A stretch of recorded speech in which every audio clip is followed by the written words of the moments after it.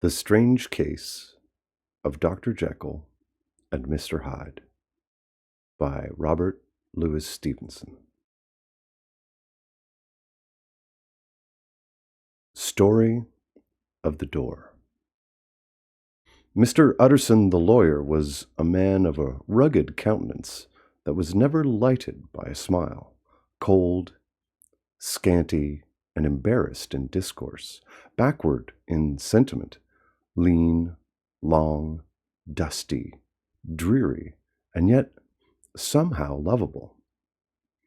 At friendly meetings, and when the wine was to his taste, something entirely or eminently human beaconed from his eye. Something indeed which never found its way into his talk, but which spoke not only in these silent symbols of the after-dinner face, but more often and loudly in the acts of his life. He was austere with himself, drank gin when he was alone to mortify a taste for vintages, and though he enjoyed the theatre, had not crossed the doors of one for 20 years. But he had an approved tolerance for others, sometimes wondering, almost with envy, the high pressure of spirits involved in their misdeeds, and in any extremity inclined to help rather than to reprove. "I incline to Cain's heresy," he used to say quaintly. "I let my brother go to the devil in his own way." In this character, it was frequently his fortune to be the last reputable acquaintance and the last good influence in the lives of down-going men. And to such as these, so long as they came about his chambers, he never marked a shade of change in his demeanor. No doubt the feat was easy to Mr. Utterson, for he was undemonstrative at the best, and even his friendship seemed to be founded in a similar catholicity of good nature. It is the mark of a modest man to accept his friendly circle ready-made from the hands of opportunity. And that was the lawyer's way. His friends were those of his own blood, or those whom he had known the longest. His affections, like ivy, were the growth of time. They implied no aptness in the object. Hence, no doubt the bond that united him to Mr. Richard Enfield, his distant kinsman, the well-known man about town. It was a nut to crack for many, what these two could see in each other, or what subject they could find in common. It was reported by those who encountered them in their Sunday walks that they said nothing, looked singularly dull, and would hail with obvious relief the appearance of a friend. For all that, the two men put the greatest store by these excursions, counted them the chief jewel of each week, and not only set aside occasions of pleasure, but even resisted the calls of business, that they might enjoy them uninterrupted. It chanced on one of these rambles that their way led them down the by-street in a busy quarter of London. The street was small and what is called quiet, but it drove a thriving trade on the weekdays.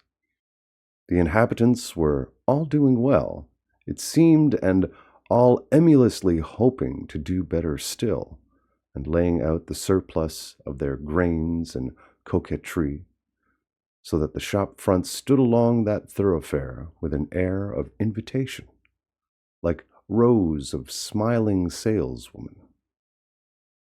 Even on Sunday, when it veiled its more florid charms and lay comparatively empty of passage, the street shone out in contrast to its dingy neighborhood, like a fire in a forest, and with its freshly painted shutters, well-polished brasses, and general cleanliness and gaiety of note instantly caught and pleased the eye of the passenger.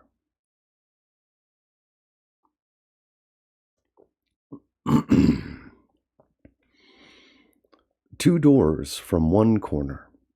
On the left hand, going east, the line was broken by the entry of a court.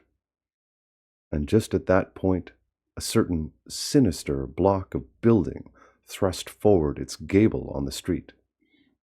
It was 2 stories high, showed no window, nothing but a door on the lower story, and a blind forehead of discolored wall on the upper, and bore in every feature the marks of prolonged and sordid negligence. The door, which was equipped with neither bell nor knocker, was blistered and disdained. Tramps slouched into the recess and struck matches on the panels. Children kept shop upon the steps. The schoolboy had tried his knife on the moldings, and for close on a generation, no one had appeared to drive away these random visitors or to repair their ravages. Mr. Enfield and the lawyer were on the other side of the by-street, and when they came abreast of the entry, the former lifted up his cane and pointed. "Did you ever remark that door?" he asked, and when his companion had replied in the affirmative, "It is connected in my mind," added he, "with a very odd story." "Indeed?" said Mr. Utterson, with a slight change of voice. "And what was that?" "Well, it was this way," returned Mr. Enfield. "I was coming home from some place at the end of the world, about 3 o'clock of a black winter morning, and my way lay through a part of town where there was literally nothing to be seen but lamps. Street after street, and all the folks asleep. Street after street, all lighted up, as if for a procession, and all as empty as a church. Till at last I got into that state of mind when a man listens and begins to long for the sight of a policeman. All at once I saw 2 figures, one a little man who was stumping along eastward at a good walk, and the other a girl of maybe 8 or 10, who was running as hard as she was able down a cross street. Well, sir, the 2 ran into one another, naturally enough, at the corner, and then came the horrible part of the thing, for the man trampled calmly over the child's body and left her screaming on the ground. It sounds nothing to hear, but it was hellish to see. It wasn't like a man. It was like some damned juggernaut. I gave a few halloa, took to my heels, collared my gentleman, and brought him back to where there was already quite a group about the screaming child. He was perfectly cool and made no resistance, but gave me one look so ugly that it brought out the sweat on me like running. The people who had turned out were the girl's own family, and pretty soon the doctor, for whom she had been sent, put up his appearance. Well, the child was not much the worse, more frightened, according to the sawbones, and there you might have supposed would be an end to it. But there was one curious circumstance. I had taken a loathing to my gentleman at first sight. So had the child's family, which was only natural. But the doctor's case is what struck me. He was the usual cut-and-dry apothecary, of no particular age and color, with a strong Edinburgh accent, and about as emotional as a bagpipe. Well, sir, he was like the rest of us. Every time he looked at my prisoner, I saw that Sawbones turn sick and white with a desire to kill him. I knew what was in his mind, just as he knew what was in mine, and killing being out of the question, we did the next best. We told the man we could and would make such a scandal out of this as should make his name stink from one end of London to the other. If he had any friends or any credit, we undertook that he should lose them. And all the time, as we were pitching in, red hot, we were keeping the women off him as best we could, for they were as wild as harpies. I never saw a circle of such hateful faces, and there was the man in the middle, with a kind of black, sneering coolness. Frightened too, I could see that, but carrying it off, sir, really like Satan. If you choose to make capital out of this accident, said he, I am naturally helpless. No gentleman but wishes to avoid a scene, says he. Name your figure. Well, we screwed him up to £100 for the child's family. He would have clearly liked to stick out. But there was something about the lot of us that meant mischief, and at last he struck. The next thing was to get the money. And where do you think he carried us, but to that place with the door? Whipped out a key, went in, and presently came back with a matter of £10 in gold and a cheque for the balance on Coots, drawn payable to the bearer, and signed with a name that I can't mention, though it's one of the points of my story. But it was a name at least very well known and often printed. The figure was stiff, but the signature was good for more than that, if it was only genuine. I took the liberty of pointing out to my gentleman that the whole business looked apocryphal, that a man does not, in real life, walk into a cellar door at 4 a.m. and come out with another man's cheque for close upon £100. But he was quite easy and sneering. Set your mind at rest, says he. I will stay with you till the banks open and cash the cheque myself. So we all set off, the doctor and the child's father and our friend and myself, and passed the rest of the night in my chambers. The next day, when we had breakfasted, went in a body to the bank. I gave in the cheque myself, and said I had every reason to believe it was a forgery. Not a bit of it. The cheque was genuine.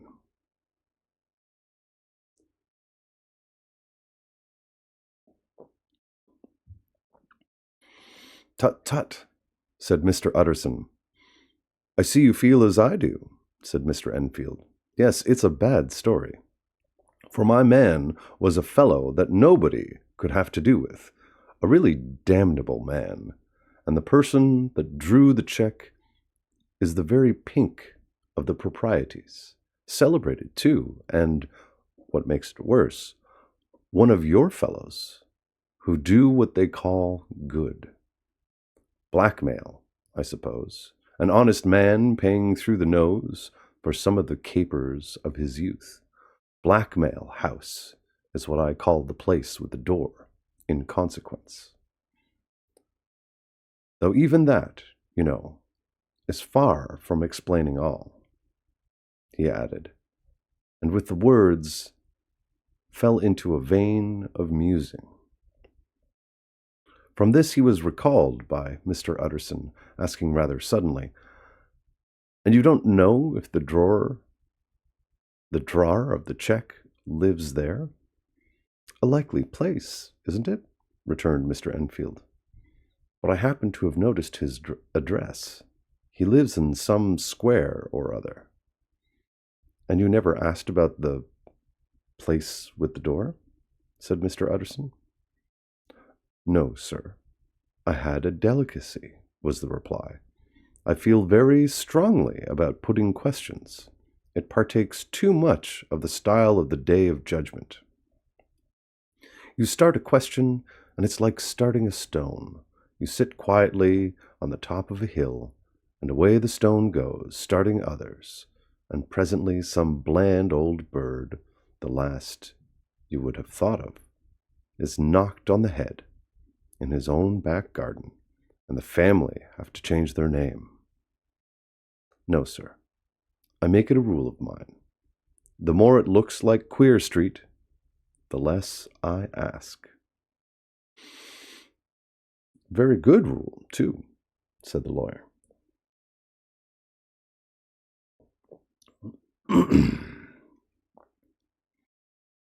But I have studied the place for myself, continued Mr. Enfield. It seems scarcely a house. There was no other door, and nobody goes in or out of that one, but once in a great while, the gentleman of my adventure. There are 3 windows looking on the court on the first floor, none below. The windows are always shut, but they're clean. And then there is a chimney, which is generally smoking, so somebody must live there. And yet it's not so sure, for the buildings are so packed together about the court that it's hard to say where one ends and another begins. The pair walked on again for a while in silence, and then, "Enfield," said Mr. Utterson, "that's a good rule of yours." "Yes, I think it is," returned Enfield. "But for all that," continued the lawyer, "there's one point I want to ask. I want to ask the name of that man who walked over the child." "Well," said Mr. Enfield, "I can't see what harm it would do. It was a man of the name of Hyde." Said Mr. Utterson. "What sort of a man is he to see?" "He's not easy to describe. There's something wrong with his appearance, something displeasing, something downright detestable. I never saw a man I so disliked, and yet I scarce know why. He must be deformed somewhere. He gives a strong feeling of deformity, although I couldn't specify the point. He's an extraordinarily looking man, and yet I really can name nothing out of the way. No, sir, I can make no hand of it. I can't describe him. And it's not want of memory, for I declare I can see him this moment." Mr. Utterson again walked some way in silence, and obviously under a weight of consideration. "You sure he used a key?" he inquired at last. "My dear sir," began Enfield, surprised out of himself. "Yes, I know," said Utterson. "I know it must seem strange. The fact is, if I do not ask you the name of the other party, it is because I know it already. You see, Richard, your tale has gone home. If you have been inexact in any point, you had better correct it." "I think you might have warned me," returned the other, with a touch of sullenness. "But I have been pedantically exact, as you call it.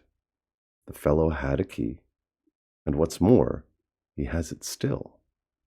I saw him use it not a week ago." Mr. Utterson sighed deeply, but never said a word.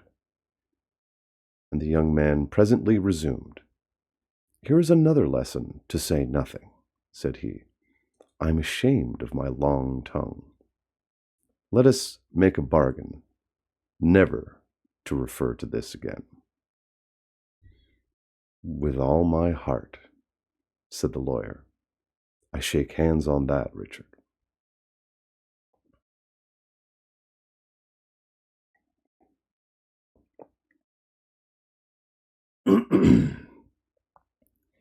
Search for Mr. Hyde.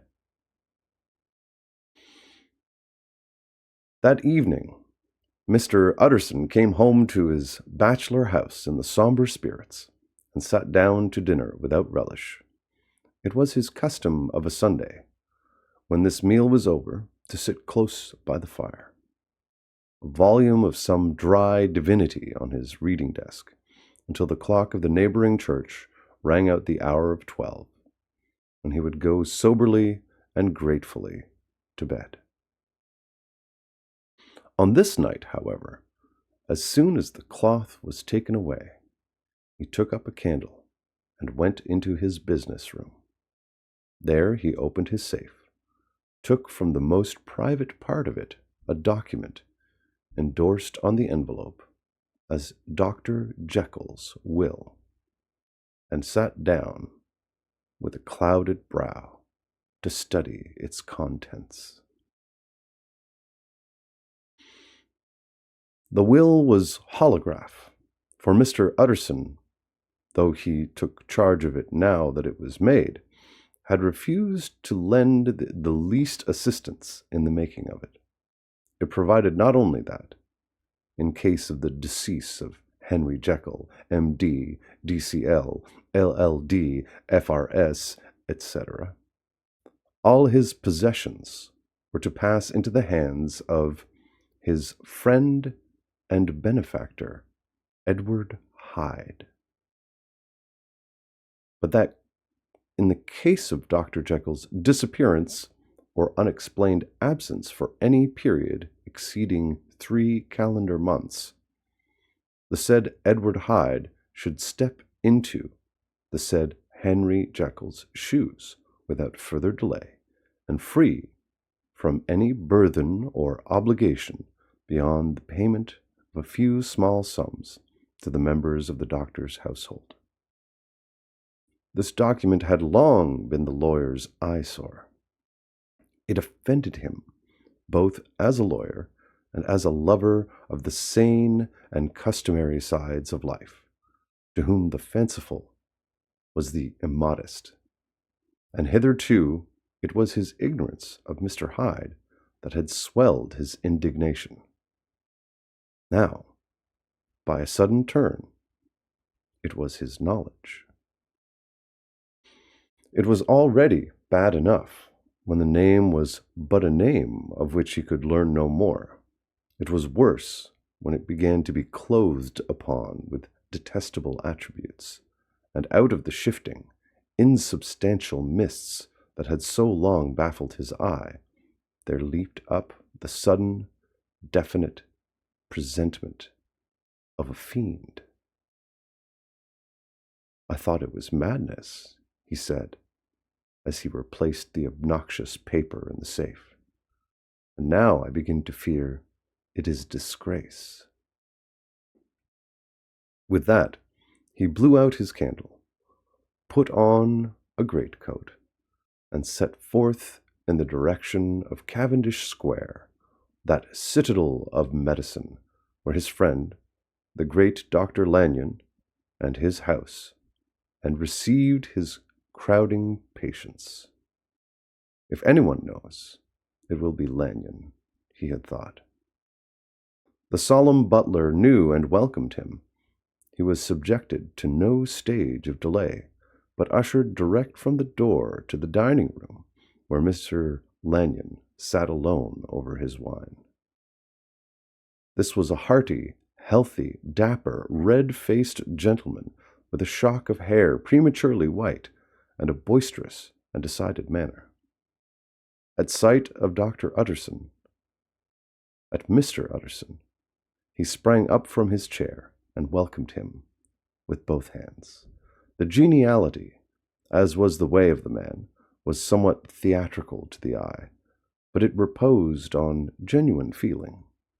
For those two were old friends, old mates both at school and college, both thorough respecters of themselves and of each other, and what does not always follow, men who thoroughly enjoyed each other's company.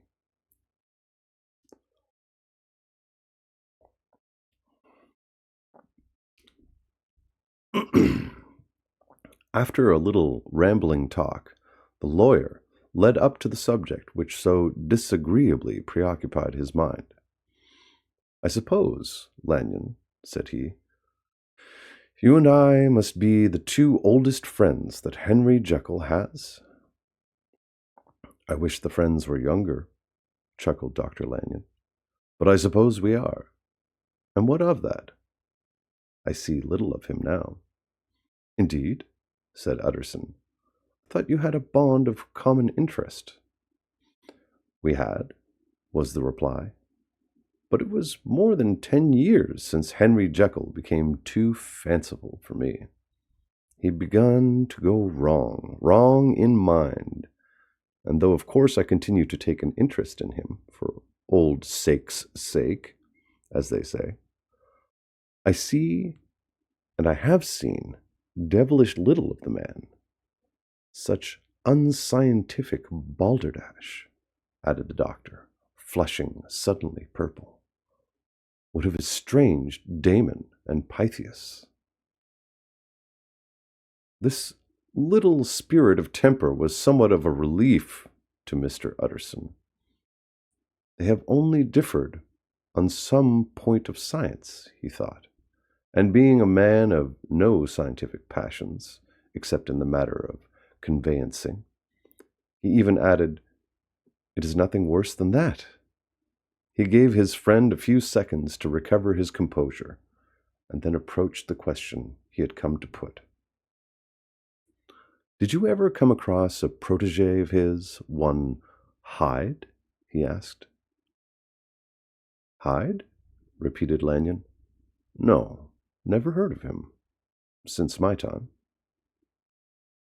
That was the amount of information that the lawyer carried back with him to the great, dark bed on which he tossed to and fro till the small hours of the morning began to grow large.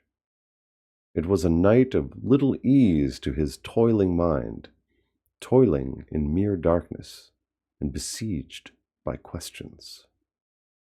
6 o'clock struck on the bells of the church that was so conveniently near to Mr. Utterson's dwelling, and still he was digging at the problem.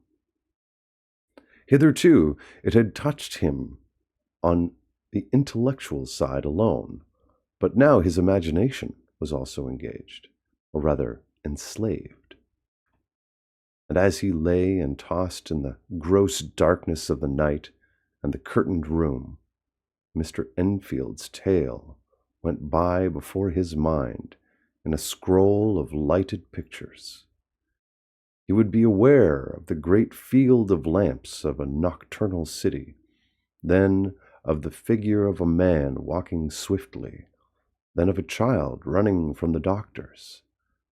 And then these met, and that human juggernaut trod the child down and passed on regardless of her screams. Or else he would see a room in a rich house where his friend lay asleep, dreaming and smiling at his dreams. And then the door of that room would be opened, the curtains of the bed plucked apart, the sleeper recalled, and lo! there would stand by his side a figure to whom power was given, and even at that dead hour he must rise and do its bidding. The figure in these two phases haunted the lawyer all night. And if at any time he dozed over, it was but to see it glide more stealthily through sleeping houses, or move the more swiftly, and still the more swiftly, even to dizziness, through wider labyrinths of lamp-lighted city, and at every street corner crush a child and leave her screaming. And still the figure had no face by which he might know it, even in his dreams. It had no face, or one that baffled him and melted before his eyes. And thus it was there, sprang up and grew space in the lawyer's mind, a singularly strong, almost an inordinate curiosity to behold the features of the real Mr. Hyde. If he could but once set eyes on him, he thought the mystery would lighten and perhaps roll altogether away, as was the habit of mysterious things when well examined. He might see a reason for his friend's strange preference or bondage, call it which you please, and even for the startling clause of the will.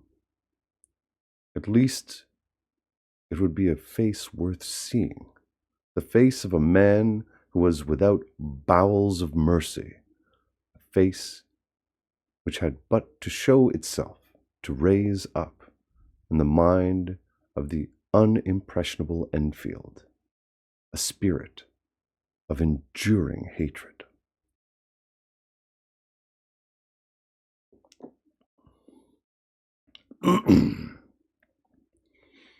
From that time forward, Mr. Utterson began to haunt the door in the by-street of shops.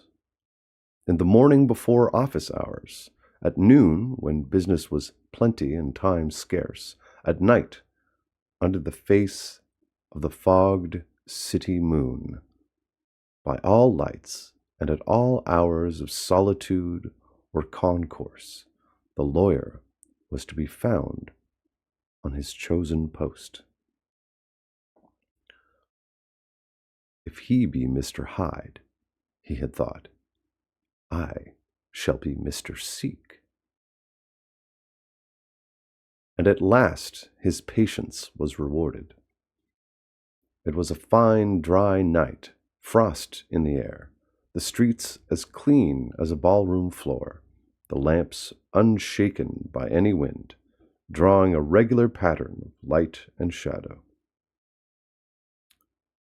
By 10 o'clock, when the shops were closed, the by-street was very solitary and, in spite of the low growl of London from all round, very silent. Small sounds carried far. Domestic sounds out of the houses were clearly audible on either side of the roadway, and the rumor of the approach of any passenger preceded him by a long time. Mr. Utterson had been some minutes at his post when he was aware of an odd, light footstep drawing near. In the course of his nightly patrols, he had long grown accustomed to the quaint effect with which the footfalls of a single person, while he is still a great way off, suddenly spring out distinct from the vast hum and clatter of the city. Yet his attention had never before been so sharply and decisively arrested, and it was with a strong, superstitious prevision of success that he withdrew into the entry of the court. The steps drew swiftly nearer and swelled out suddenly louder as they turned the end of the street. The lawyer, looking forth from the entry, could soon see what manner of man he had to deal with. He was small and very plainly dressed, and the look of him, even at that distance, went somehow strongly against the watcher's inclination. But he made straight for the door, crossing the roadway to save time, and as he came, he drew a key from his pocket, like one approaching home. Mr. Utterson stepped out and touched him on the shoulder as he passed. "Mr. Hyde, I think?" Mr. Hyde shrank back with a hissing intake of the breath. But his fear was only momentary. And though he did not look the lawyer in the face, he answered coolly enough, "That is my name. What do you want?" "I see you are going in," returned the lawyer. "I'm an old friend of Dr. Jekyll's, Mr. Utterson of Gaunt Street. You must have heard of my name. And meeting you so conveniently, I thought you might admit me. You will not find Dr. Jekyll. He is from home, replied Mr. Hyde, blowing in the key. And then suddenly, but still without looking up, "How did you know me?" he asked. "On your side," said Mr. Utterson. "Will you do me a favor?" "With pleasure," replied the other. "What shall it be?" "Will you let me see your face?" asked the lawyer. Mr. Hyde appeared to hesitate, and then, as if upon some sudden reflection, fronted about with an air of defiance, and the pair stared at each other pretty fixedly for a few seconds. "Now I shall know you again," said Mr. Utterson. "It may be useful." "Yes," returned Mr. Hyde. "It is as well we have met, and apropos, you should have my address." And he gave a number of a street in Soho. Good God, thought Mr. Utterson, can he, too, have been thinking of the will? But he kept his feelings to himself, and only grunted in acknowledgment of the address. "And now," said the other, "how did you know me?" "By description," was the reply. "Whose description?" "We have common friends," said Mr. Utterson. "Common friends," echoed Mr. Hyde, a little hoarsely. "Who are they?" "Jekyll, for instance," said the lawyer. "He never told you," cried Mr. Hyde, with a flush of anger. "I did not think you would have lied." "Come," said Mr. Utterson, "that is not fitting language." The other snarled aloud into a savage laugh, and the next moment, with extraordinary quickness, he had unlocked the door and disappeared into the house. The lawyer stood a while, when Mr. Hyde had left him, the picture of disquietude. Then he began slowly to mount the street, pausing every step or two, and putting his hand to his brow, like a man in mental perplexity. The problem he was thus debating as he walked was one of a class that is rarely solved. Mr. Hyde was pale and dwarfish. He gave an impression of deformity without any nameable malformation. He had a displeasing smile. He had borne himself to the lawyer with a sort of murderous mixture of timidity and boldness. And he spoke with a husky, whispering, and somewhat broken voice. All these were points against him, but not all of these together could explain the hitherto unknown disgust, loathing, and fear with which Mr. Utterson regarded him. "There must be something else," said the perplexed gentleman. "There is something more. If I could find a name for it, God bless me. The man seems hardly human. Something troglodytic, shall we say? Or can it be the old story of Dr. Fell? Or is it the mere radiance of a foul soul that thus transpires through and transfigures its clay continent? The last, I think. Or, oh, my poor old Harry Jekyll. If ever I read Satan's signature upon a face, it is on that of your new friend.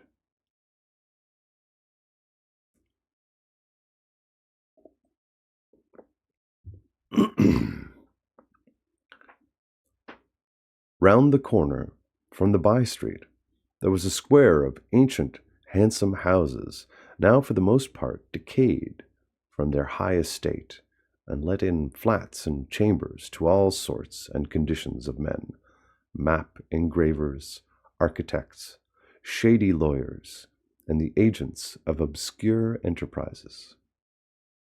One house, however, second from the corner, was still occupied entire, and at the door of this, which wore a great air of wealth and comfort, though it was now plunged in darkness except for the fanlight, Mr. Utterson stopped and knocked.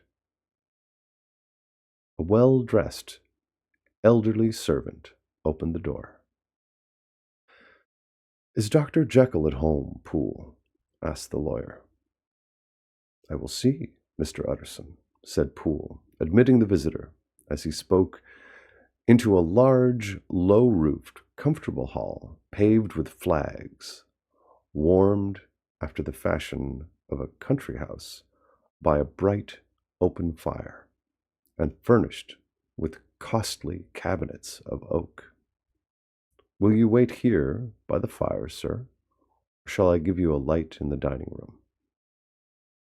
"Here, thank you," said the lawyer.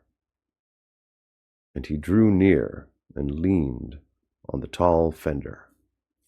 This hall, in which he was now left alone, was a pet fancy of his friend the doctor's, and Utterson himself was wont to speak of it as the pleasantest room in London. But tonight there was a shudder in his blood. The face of Hyde sat heavy on his memory.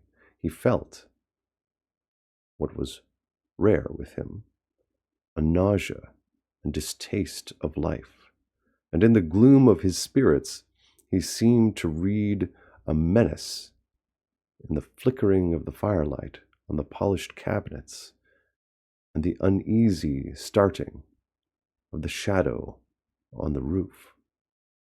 He was ashamed of this relief when Poole presently returned to announce that Dr. Jekyll was gone out. "I saw Mr. Hyde go in by the old dissecting room, Poole," he said. "Is that right, when Dr. Jekyll is from home?" "Quite right, Mr. Utterson, sir," replied the servant. "Mr. Hyde has a key." "Your master seems to repose a great deal of trust in that young man, Poole," resumed the other musingly. "Yes, sir, he does indeed," said Poole. "We have all orders to obey him." "I do not think I ever met Mr. Hyde?" asked Utterson. "Oh dear, no, sir. He never dines here," replied the butler. "Indeed, we see very little of him on this side of the house. He mostly comes and goes by the laboratory." "Well, good night, Poole." "Good night, Mr. Utterson." And the lawyer set out homeward with a very heavy heart. "Poor Harry Jekyll," he thought. "My mind misgives me. He is in deep waters. He was wild when he was young, a long while ago, to be sure, but in the law of God there's no statute of limitations. Aye, it must be that, the ghost of some old sin, the cancer of some concealed disgrace, punishment coming, pede claudo, years after memory has forgotten and self-love condoned the fault." And the lawyer, scared by the thought, brooded a while on his own past, groping in all the corners of memory, lest by chance some jack-in-the-box of an old iniquity should leap to light there. His past was fairly blameless, Few men could read the rolls of their life with less apprehension. Yet he was humbled to the dust by the many ill things he had done, and raised up again into a sober and fearful gratitude by the many he had come so near to doing, yet avoided. And then, by return on his former subject, he conceived a spark of hope. This Mr. Hyde, if he were studied, thought he, must have secrets of his own, black secrets, by the look of him, secrets compared to which poor Jekyll's worst would be like sunshine. Things cannot continue as they are. It turns me cold to think of this creature stealing like a thief to Harry's bedside. Poor Harry! What awakening! And the danger of it. For if this Hyde suspects the existence of the will, he may grow impatient to inherit. I must put my shoulders to the wheel, if Jekyll will but let me. He added, if Jekyll will only let me.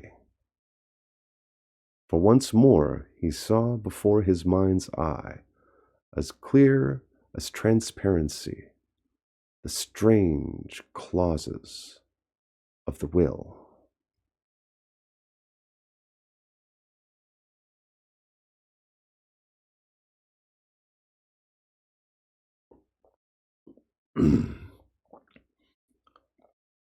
Dr. Jekyll was quite at ease.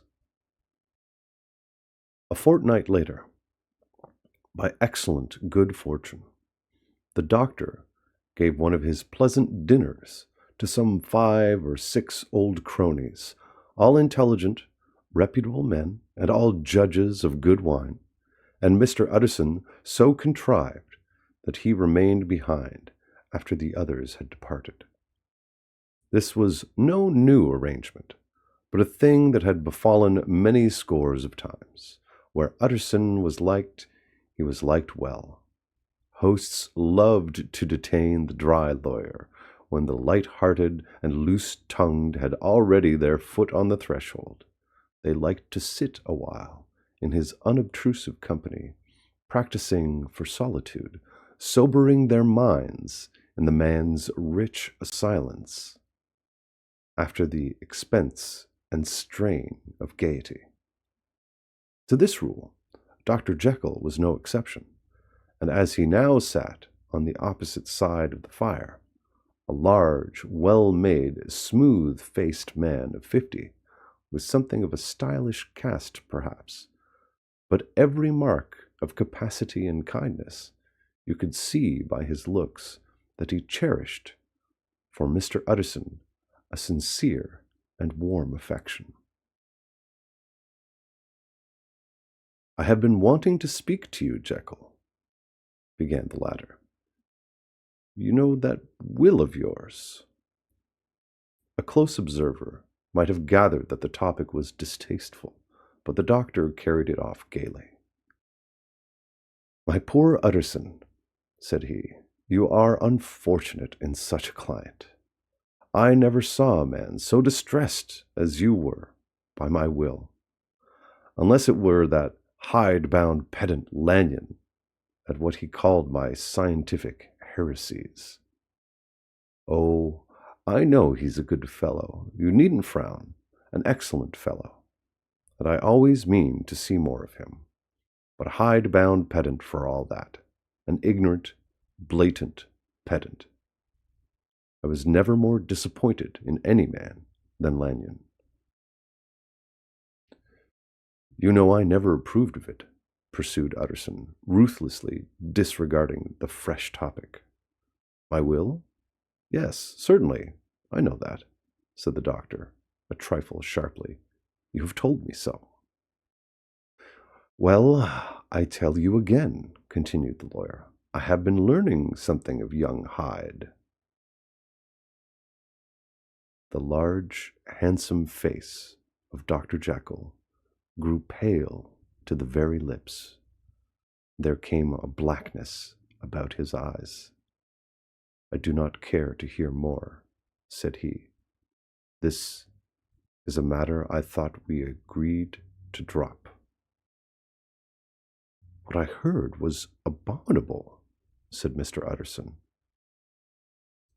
"It can make no change. You do not understand my position," returned the doctor, with a certain incoherency of manner. "I am painfully situated, Utterson. My position is a very strange one. It is one of those affairs that cannot be mended by talking." "Jekyll," said Utterson, "you know me. I am a man to be trusted. Make a clean breast of this in confidence, and I make no doubt I can get you out of it." "My good Utterson," said the doctor, "this is very good of you. This is downright good of you, and I cannot find words to thank you in. I believe you fully. I would trust you before any man alive, aye, before myself, if I could make the choice. But indeed, it isn't what you fancy. It is not as bad as that. And just to put your good heart at rest, I will tell you one thing. The moment I choose, I can be rid of Mr. Hyde. I give you my hand upon that, and I thank you again and again. And I will just add one little word, Utterson, that I'm sure you'll take in good part. This is a private matter, and I beg of you to let it sleep." Utterson reflected a little, looking in the fire. "I have no doubt you are perfectly right," he said at last, getting to his feet.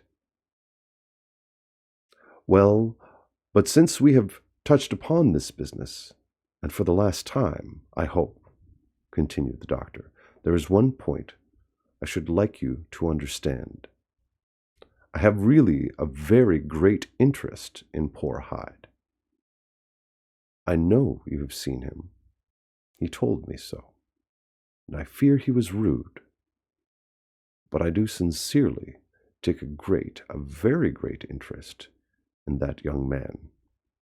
And if I am taken away, Utterson, I wish you to promise me that you will bear with him and get his rights for him. I think you would if you knew all, and it would be a weight off my mind if you would promise." "I can't pretend that I shall ever like him," said the lawyer. "I don't ask that," pleaded Jekyll, laying his hand upon the other's arm. "I only ask for justice. I only ask you to help him for my sake, when I am no longer here." Utterson heaved an irrepressible sigh. "Well," said he, "I promise." The Carew Murder Case. Nearly a year later, in the month of October, London was startled by a crime of singular ferocity and rendered all the more notable by the high position of the victim. The details were few and startling.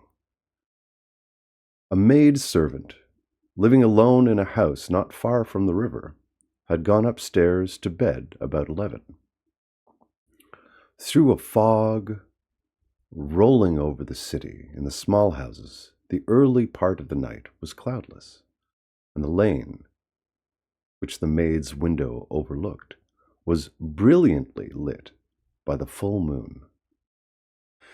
It seems she was romantically given for she sat down upon her box, which stood immediately under the window, and fell into a dream of musing.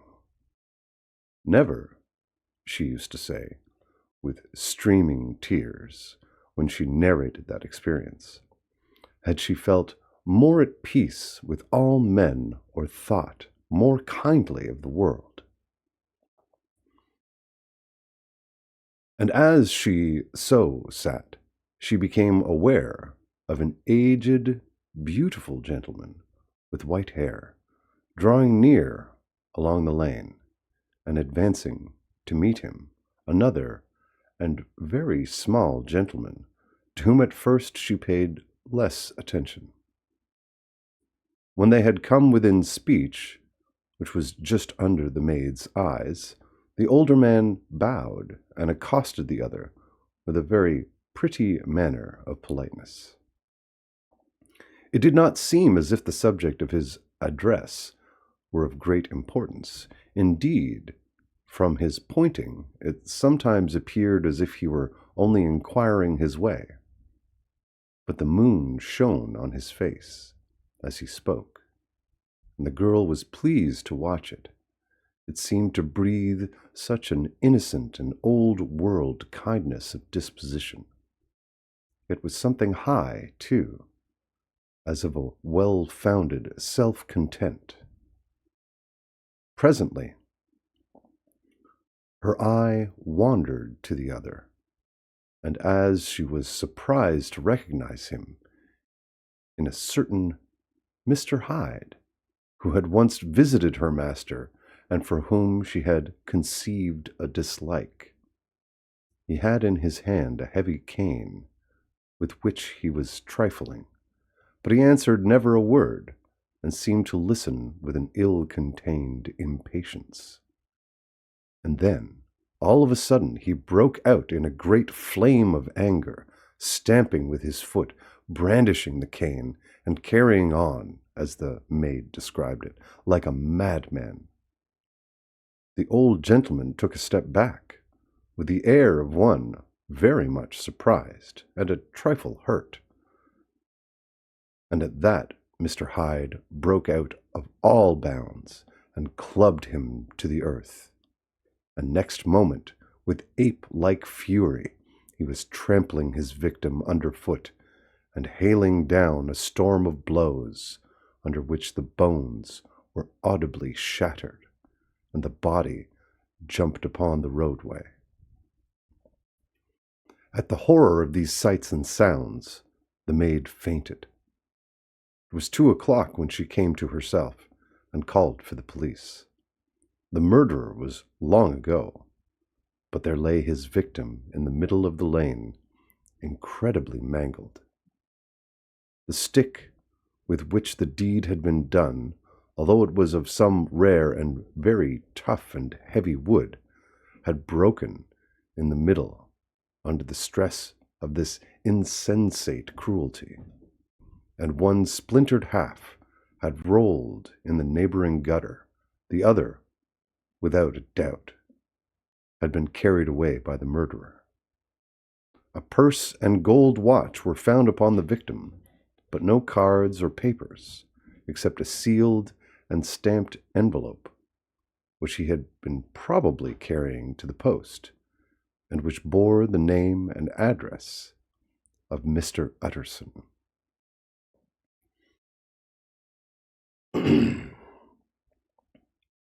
This was brought to the lawyer the next morning, before he was out of bed, and he had no sooner seen it, and had been told the circumstances, that he shot out a solemn lip. "I shall say nothing till I have seen the body," said he. "This may be very serious. Have the kindness to wait while I dress." And with the same grave countenance, he hurried through his breakfast and drove to the police station, whither the body had been carried. As soon as he came into the cell, he nodded. "Yes," said he, "I recognize him.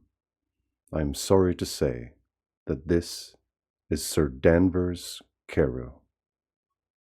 "Good God, sir!" exclaimed the officer. "Is it possible?" And in the next moment, his eye lighted up with professional ambition. "This will make a great deal of noise," he said, "and perhaps you can help us to the man." He briefly narrated what the maid had seen and showed the broken stick. Mr. Utterson had already quailed at the name of Mr. Hyde, but when the stick was laid before him, he could doubt no longer.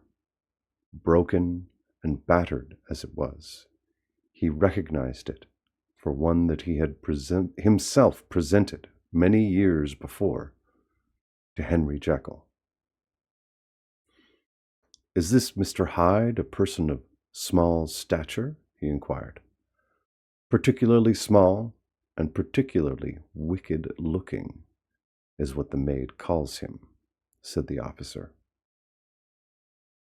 Mr. Utterson reflected, and then, raising his head, "If you will come with me in my cab," he said, "I think I can take you to his house."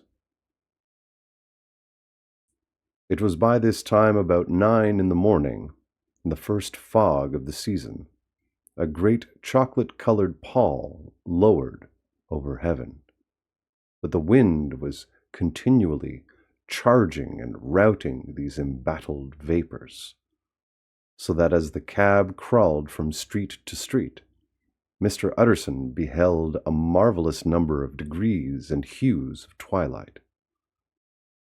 For here it would be dark like the back end of evening, and there would be a glow of a rich, lurid brown, like the light of some strange conflagration. And here, for a moment, the fog would be quite broken up, and a haggard shaft of daylight would glance in between the swirling wreaths. The dismal quarter of Soho, seen under these changing glimpses, with its muddy ways and slatternly passengers, and its lamps, which had never been extinguished, or had been kindled afresh to combat this mournful reinvasion of darkness, seemed, in the lawyer's eyes, like a district of some city in a nightmare.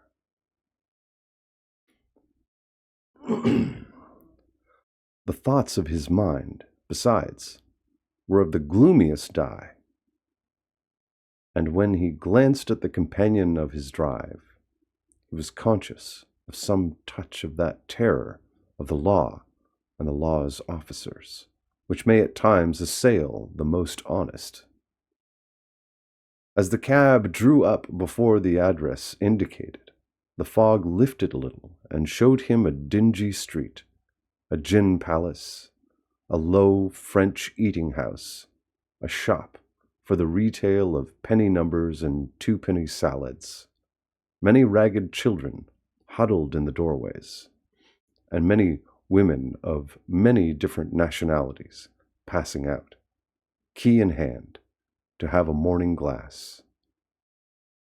And the next moment the fog settled down again upon that part, as brown as umber, and cut him off from his blackguardly surroundings. This was the home of Henry Jekyll's favorite, of a man who was heir to 250,000 sterling. An ivory-faced and silvery-haired old woman opened the door. She had an evil face, smoothed by hypocrisy, but her manners were excellent. Yes, she said, this was Mr. Hyde's, but he was not at home. He had been in that night very late, but he had gone away again in less than an hour. There was nothing strange in that. His habits were very irregular, and he was often absent. For instance, it was nearly 2 months since she had seen him, till yesterday. Very well, then. We wish to see his rooms, said the lawyer. and when the woman began to declare it was impossible, "I had better tell you who this person is," he added. "This is Inspector Newcomen of Scotland Yard."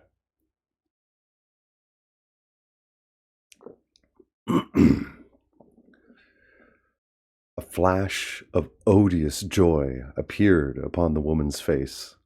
"Ah," said she, "he is in trouble." "What has he done?" Mr. Utterson and the inspector exchanged glances. "He don't seem a very popular character," observed the latter. "And now, my good woman, just let me and this gentleman have a look about us." In the whole extent of the house, which, but for the old woman, remained otherwise empty, Mr. Hyde had only used a couple of rooms, but these were furnished with luxury and good taste. A closet was filled with wine, the plate was of silver, the napery elegant, a good picture hung upon the walls, a gift, as Utterson supposed, from Henry Jekyll, who was much of a connoisseur. And the carpets were of many plies and agreeable in color. At this moment, however, the rooms bore every mark of having been recently and hurriedly ransacked. Clothes lay about the floor, with their pockets inside out. Lock-fast drawers stood open, and on the hearth there lay a pile of gray ashes, as though many papers had been burned. From these embers, the inspector disinterred the butt end of a green checkbook, which had resisted the action of the fire. The other half of the stick was found behind the door, and as this clinched his suspicions, the officer declared himself delighted. A visit to the bank, where several £1,000s were found to be lying to the murderer's credit, completed his gratification. "You may depend upon it, sir," he told Mr. Utterson. "I have him in my hand.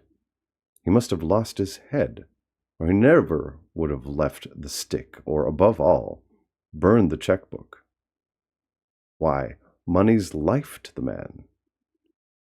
We have nothing to do but wait for him at the bank, and get out the handbills." This last, however, was not so easy of accomplishment, for Mr. Hyde had numbered few familiars. Even the master of the servant maid had only seen him twice. His family could nowhere be traced. He had never been photographed, and the few who could describe him differed widely, as common observers will. Only on one point were they agreed, and that was the haunting sense of unexpressed deformity with which the fugitive impressed his beholders.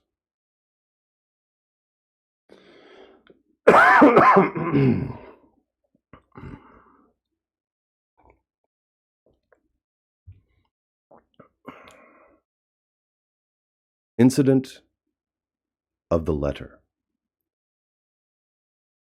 It was late in the afternoon when Mr. Utterson found his way to Dr. Jekyll's door, where he was at once admitted by Poole, and carried down by the kitchen offices and across a yard, which had once been a garden, to the building which was indifferently known as the laboratory or dissecting rooms. The doctor had bought the house from the heirs of a celebrated surgeon, and his own tastes being rather chemical than anatomical, had changed the destination of the block at the bottom of the garden. It was the first time that the lawyer had been received in that part of his friend's quarters, and he eyed the dingy, windowless structure with curiosity, and gazed round with a distasteful sense of strangeness as he crossed the theater, once crowded with eager students, and now lying gaunt and silent, the tables laden with chemical apparatus, the floor strewn with crates and littered with packing straw, and the light falling dimly through the foggy cupola. At the other end, a flight of stairs mounted to a door covered with red baize, and through this Mr. Utterson was at last received into the doctor's cabinet. It was a large room, fitted round with glass presses, furnished, among other things, with a cheval glass and a business table, and looking out upon the court by 3 dusty windows barred with iron. The fire burned in the grate. A lamp was set lighted on the chimney shelf, for even in the houses the fog began to lie thickly, and there, close up to the warmth, sat Dr. Jekyll, looking deathly sick. He did not rise to meet his visitor, but held out a cold hand and bade him welcome in a changed voice. "And now," said Mr. Utterson as soon as Poole had left them, "you have heard the news?" The doctor shuddered. "They were crying it in the square," he said. "I heard them in my dining room." "One word," said the lawyer. "Carew was my client, but so are you, and I want to know what I am doing. You have not been mad enough to hide this fellow." "Utterson, I swear to God," cried the doctor, "I swear to God I will never set eyes on him again. I bind my honor to you that I am done with him in this world. It is all at an end, and indeed he does not want my help. You do not know him as I do. He is safe, he is quite safe. Mark my words. He will never more be heard of." The lawyer listened gloomily. He did not like his friend's feverish manner. "You seem pretty sure of him," said he, "and for your sake I hope you may be right. If it came to a trial, your name might appear." "I am quite sure of him," replied Jekyll. "I have grounds for certainty that I cannot share with anyone. But there is one thing on which you may advise me. I have received a letter, and I am at a loss whether I should show it to the police. I should like to leave it in your hands, Utterson. You would judge wisely, I am sure. I have so great a trust in you." "You fear, I suppose, that it might lead to his detection?" asked the lawyer. "No," said the other. "I cannot say that I care what becomes of Hyde. I am quite done with him. I was thinking of my own character, which this hateful business has rather exposed." Utterson ruminated a while. He was surprised at his friend's selfishness, and yet relieved by it. "Well," said he, at last, "let me see the letter." The letter was written in an odd, upright hand and signed Edward Hyde, and it signified, briefly enough, that the writer's benefactor, Dr. Jekyll, whom he had long so unworthily repaid for 1,000 generosities, need labor under no alarm for his safety, as he had a means of escape on which he placed a sure dependence. The lawyer liked this letter well enough. It put a better color on the intimacy that he had looked for, and he blamed himself for some of his past suspicions. "Have you the envelope?" he asked. "I burnt it," replied Jekyll, "before I thought what I was about, but it bore no postmark. The note was handed in." "Shall I keep this and sleep upon it?" asked Utterson. "I wish you to judge for me entirely," was the reply. "I have lost confidence in myself." "Well, I shall consider," returned the lawyer. "And now one word more. It was Hyde who dictated the terms in your will about that disappearance?" The doctor seemed seized with a qualm of faintness. He shut his mouth tight and nodded. "I knew it," said Utterson. "He meant to murder you. You had fine escape." "I have had what is far more to the purpose," returned the doctor solemnly. "I have had a lesson. O God, Utterson, what a lesson I have had!" And he covered his face for a moment with his hands. On his way out, the lawyer stopped and had a word or two with Poole. "By the by," said he, "there was a letter handed in today. What was the messenger like?" But Poole was positive nothing had come except by post. "And only circulars by that," he added. This news sent off the visitor with his fears renewed. Plainly, the letter had come by the laboratory door. Possibly, indeed, it had been written in the cabinet. And if that were so, it must be differently judged and handled with the more caution. The newsboys, as he went, were crying themselves hoarse along the footways. "Special edition, shocking murder of an MP." That was the funeral oration of one friend and client, and he could not help a certain apprehension lest the good name of another should be sucked down in the eddy of the scandal. It was, at least, a ticklish decision that he had to make, and self-reliant as he was by habit, he began to cherish longing for advice. It was not to be had directly, but perhaps, he thought, it might be fished for.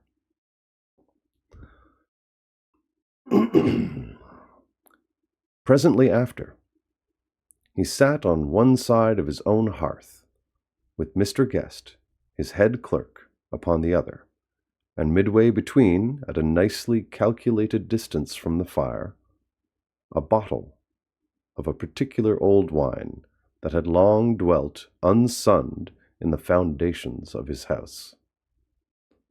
The fog still slept on the wing above the drowned city, where the lamps glimmered like carbuncles, and through the muffle and smother of these fallen clouds, the procession of the town's life was still rolling in through the great arteries with a sound as of a mighty wind. But the room was gay with firelight. In the bottle the acids were long ago resolved. The imperial dye had softened with time, as the color grows richer in stained windows, and the glow of hot autumn afternoons on hillside vineyards was ready to be set free and to disperse the fogs of London. Insensibly, the lawyer melted. There was no man from whom he kept fewer secrets than Mr. Guest, and he was not always sure that he kept as many as he meant. Guest had often been on business to the doctor's. He knew Poole. He could scarce have failed to hear of Mr. Hyde's familiarity about the house. He might draw conclusions. Was it not as well, then, that he should see a letter which put that mystery to right? And above all, since Guest, being a great student and critic of handwriting, would consider the step natural and obliging.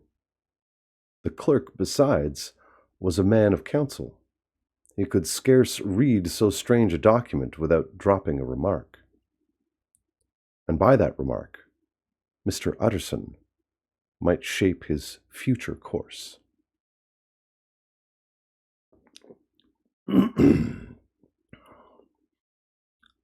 This is a sad business about Sir Danvers, he said. Yes, sir, indeed. It has elicited a great deal of public feeling, returned Guest. The man, of course, was mad. I should like to hear your views on that, replied Utterson. I have a document here in his handwriting. It is between ourselves, for I scarce know what to do about it. It is an ugly business at the best. But there it is, quite in your way. A murderer's autograph.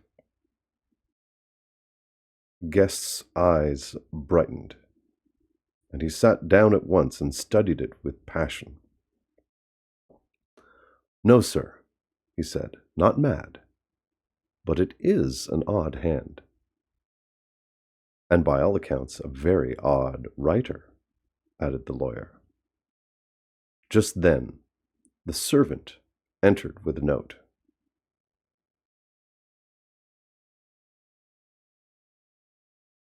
Is that from Dr. Jekyll, sir? Inquired the clerk. I thought I knew the writing. Anything private, Mr. Utterson? Only an invitation to dinner. Why, do you want to see it? One moment. I thank you, sir.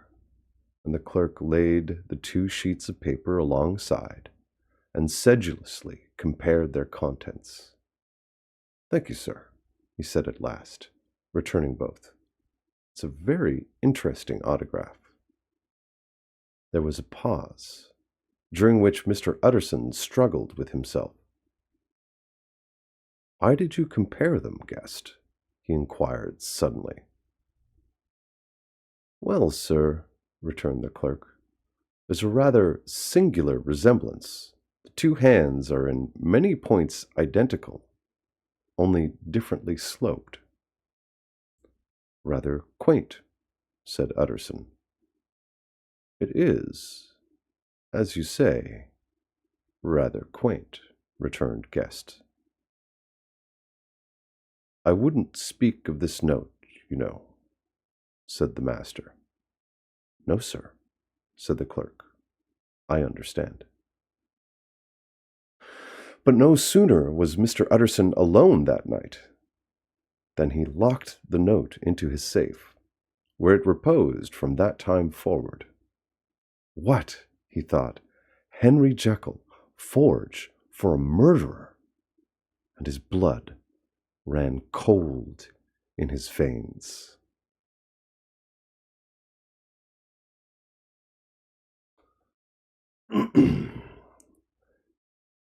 Incident of Dr. Lanyon. Time ran on. Thousands of pounds were offered in reward, for the death of Sir Danvers was resented as a public injury. But Mr. Hyde had disappeared out of the ken of the police as though he had never existed. Much of his past was unearthed, indeed, and all disreputable. Tales came out of the man's cruelty, at once so callous and violent, of his vile life, of his strange associates, of the hatred that seemed to have surrounded his career. But of his present whereabouts, not a whisper. From the time he had left the house in Soho on the morning of the murder, it was simply blotted out. And gradually, as time drew on, Mr. Utterson began to recover from the hotness of his alarm, and to grow more at quiet with himself. The death of Sir Danvers was, to his way of thinking, more than paid for by the disappearance of Mr. Hyde. Now that that evil influence had been withdrawn, a new life began for Dr. Jekyll. He came out of his seclusion, renewed relations with his friends, became once more their familiar guest and entertainer. And whilst he had always been known for charities, he was now no less distinguished for religion. He was busy.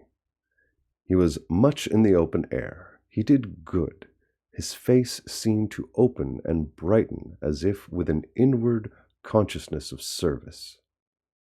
And for more than 2 months, the doctor was at peace.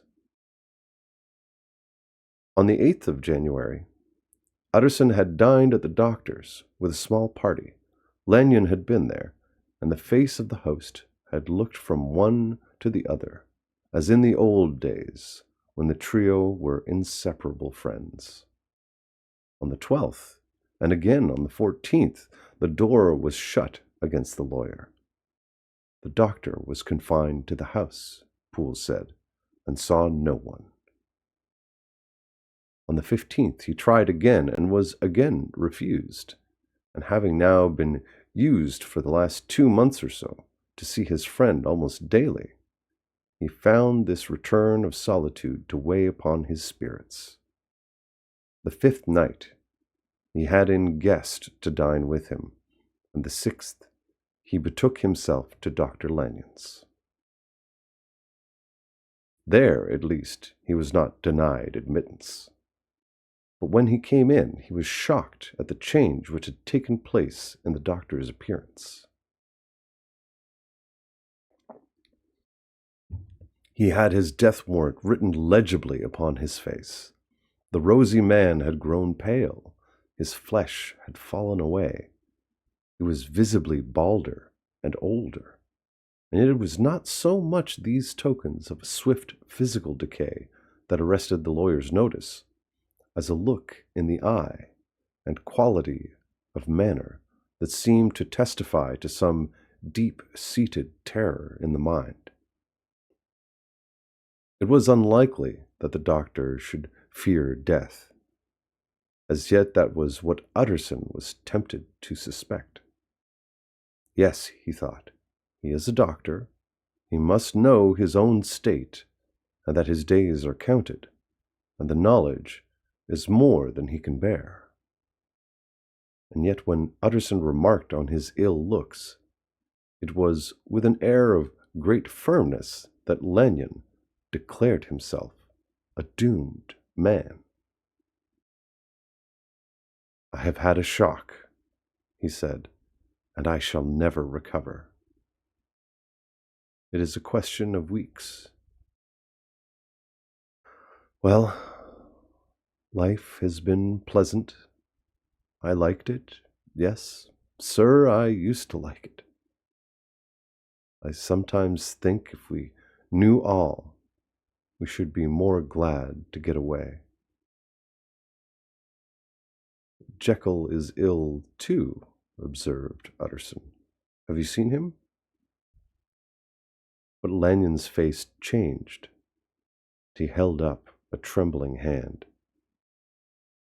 "I wish to see or hear no more of Dr. Jekyll," he said in a loud, unsteady voice. "I am quite done with that person, and I beg that you will spare me any allusion to one whom I regard as dead."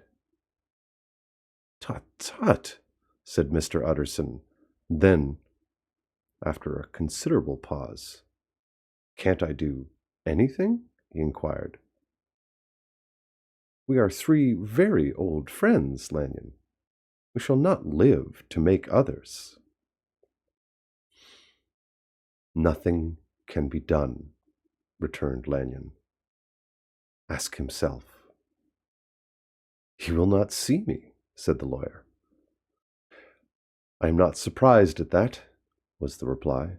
"Some day, Utterson, after I am dead, you may perhaps come to learn the right and wrong of this. I cannot tell you. And in the meantime, if you can sit and talk with me of other things, for God's sakes, stay and do so. But if you cannot, keep clear of this accursed topic.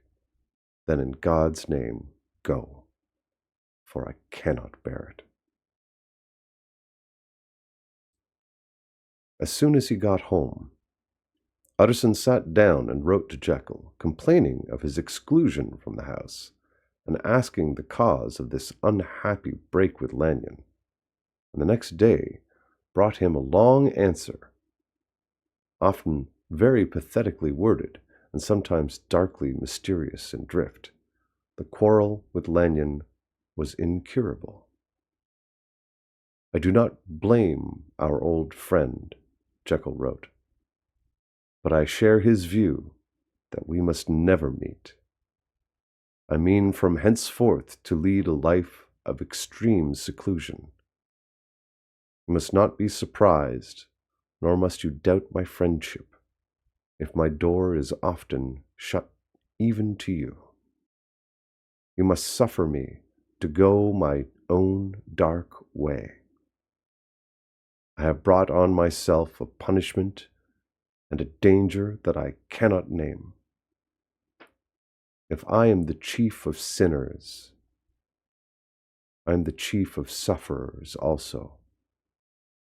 Could not think that this earth contained a place for sufferings and terrors so unmanning. And you can do but one thing, Utterson, to lighten this destiny, and that is to respect my silence. Utterson was amazed. The dark influence of Hyde had been withdrawn. The doctor had returned to his old tasks and amities. A week ago, the prospect had smiled with every promise of a cheerful and an honored age. And now, in a moment, friendship and peace of mind and the whole tenor of his life were wrecked. So great and unprepared a change pointed to madness. But in view of Lanyon's manner and words, there must lie for it some deeper ground. A week afterwards, Dr. Lanyon took to his bed, and in something less than a fortnight, he was dead. The night after the funeral, at which he had been sadly affected, Utterson locked the door of his business room, and sitting there by the light of a melancholy candle, drew out and set before him an envelope addressed by the hand and sealed with the seal of his dead friend.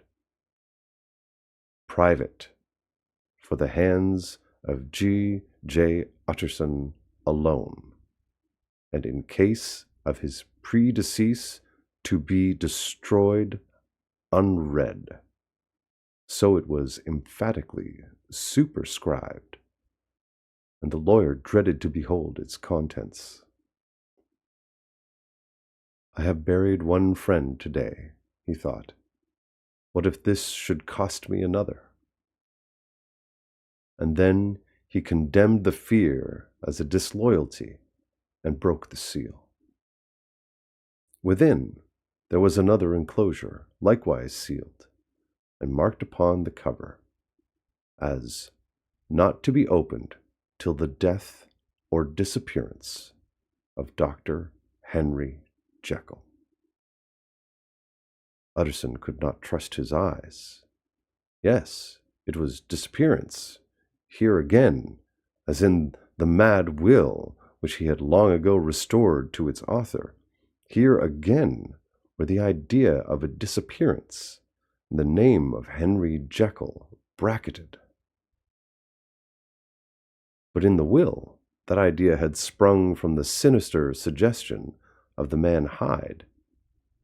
It was set there with a purpose all too plain and horrible. Written by the hand of Lanyon, what should it mean? A great curiosity came on the trustee to disregard the prohibition and dive at once to the bottom of these mysteries. But professional honor and faith to his dead friend were stringent obligations, and the packet slept in the inmost corner of his private safe.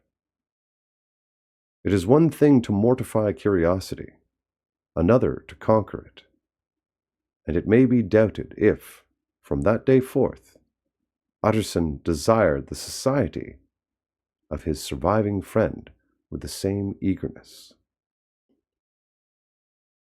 He thought of him kindly, but his thoughts were disquieted and fearful. He went to call indeed, but he was perhaps relieved to be denied admittance.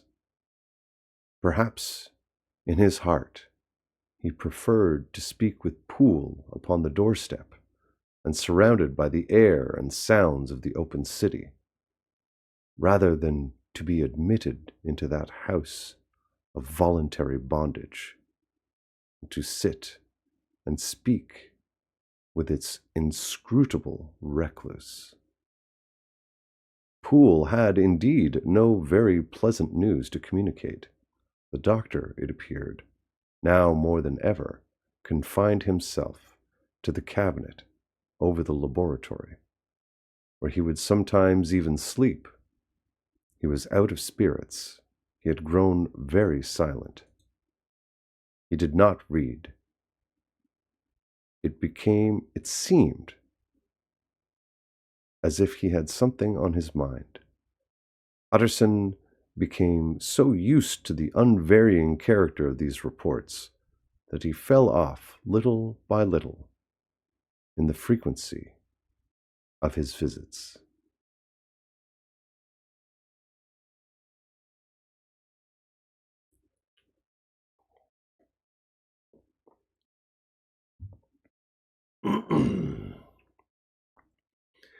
Incident at the window.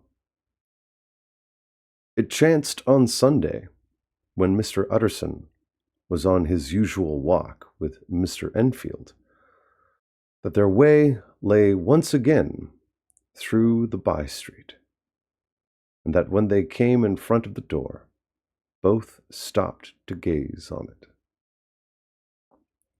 "Well," said Enfield, "that story's at an end at least. We shall never see more of Mr. Hyde." "I hope not," said Utterson. "Did I ever tell you that I once saw him, and shared your feeling of repulsion?" "It was impossible to do the one without the other," returned Enfield. "And by the way, what an ass you must have thought me, not to know that this was a back way to Dr. Jekyll's. It was partly your own fault that I found it out, even when I did." "So you found it out, did you?" said Utterson. "But if that be so, we may step into the court and take a look at the windows. To tell you the truth, I am uneasy about poor Jekyll, and even outside, I feel as if the presence of a friend might do him good." The court was very cool and a little damp, and full of premature twilight, although the sky high up overhead was still bright with sunset. The middle of one of the three windows was halfway open, and sitting close beside it, taking the air with an infinite sadness of mien, like some disconsolate prisoner, Utterson saw Dr. Jekyll. "What, Jekyll?" he cried. "I trust you are better."